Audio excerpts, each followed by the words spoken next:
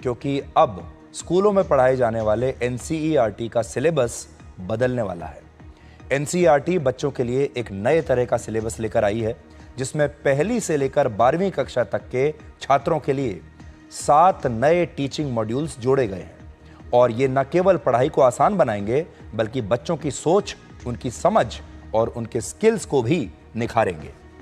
तो अगर आपके घर में, परिवार में छोटे बच्चे हैं जो स्कूल जाते हैं, तो ये खबर आपके लिए है।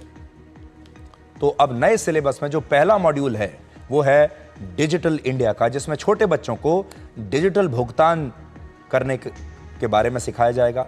डिजिटल पेमेंट जैसे यूपीआई ऐप चलाना, टेक्नोलॉजी को कहानियों के जरिए समझाना और साथ ही डिजी लॉकर, आधार और आयुष्मान भारत जैसे प्लेटफॉर्म से कैसे जुड़ना है, ये बच्चों को सिखाया जाएगा और पढ़ाया जाएगा। यानी अब स्कूल से ही बच्चे ये पढ़कर निकलेंगे कि कैसे डिजिटल पेमेंट्स करनी है, कैसे अलग अलग डिजिटल प्लेटफॉर्म्स से जुड़ना है, अपना आधार कार्ड कैसे बनवाना है और बाकी की जो चीज़ें सारी चल रही हैं डिजिटल इंडिया पर, उनके बारे में स्कूल से ही बच्चों को पढ़ाया जाएगा। तो बच्चे पहले दिन से ही स्मार्ट होंगे। दूसरा मॉड्यूल है मेंटल हेल्थ का। आजकल के बच्चे पढ़ाई और परीक्षा के दबाव से संघर्ष करते हुए कभी कभी निराश हो जाते हैं। आपने भी देखा होगा, आपके घर में भी परीक्षा की बड़ी टेंशन रहती है। लेकिन अब ऐसे बच्चों की मदद की जाएगी और उन्हें नेशनल मेंटल हेल्थ हेल्पलाइन, जिसका नाम है टेली मानस, उसका उपयोग करके उन्हें अपनी भावनाओं पर काबू करना सिखाया जाएगा और उन्हें बताया जाएगा कि जब पढ़ाई करनी है तो पढ़ाई उत्सव की तरह होनी चाहिए। पढ़ाई में टेंशन का, स्ट्रेस का, तनाव की कोई जगह नहीं है। पढ़ाई को एंजॉय कैसे करना है, हंसते खेलते कैसे पढ़ना है, ये बताया जाएगा। इसके बाद जो अगला मॉड्यूल है वो है लोकतंत्र और चुनाव का। लोकतंत्र और चुनाव भी इस पाठ्यक्रम का हिस्सा है। भारत दुनिया का सबसे बड़ा लोकतंत्र कैसे बना, लोकतंत्र क्या होता है, चुनावों को कैसे इतने बड़े लोकतंत्र में सफलतापूर्वक करवाया जाता है, ये सब बच्चों को सिखाया जाएगा, ताकि आगे से जब हमारे देश के लोकतंत्र पर कोई सवाल उठाए तो इन बच्चों को पहले से पता होगा कि उसका जवाब क्या है।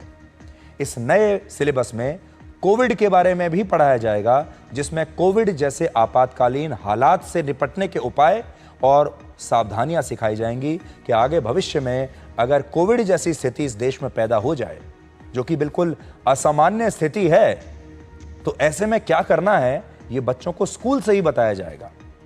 स्वच्छ भारत के सिलेबस में स्वच्छता जादूगर नाम का एक कार्टून कैरेक्टर पेश किया गया है, जो डस्टबिन्स के रंग और उनके उपयोग को बड़े मजेदार ढंग से बच्चों को समझाएगा और उन्हें स्वच्छ भारत के लिए प्रेरित करेगा। उन्हें बताएगा कि कैसे अपने आसपास के पूरे माहौल को, अपने घर को, अपने मोहल्ले को, अपने शहर को, अपने देश को साफ रखना है।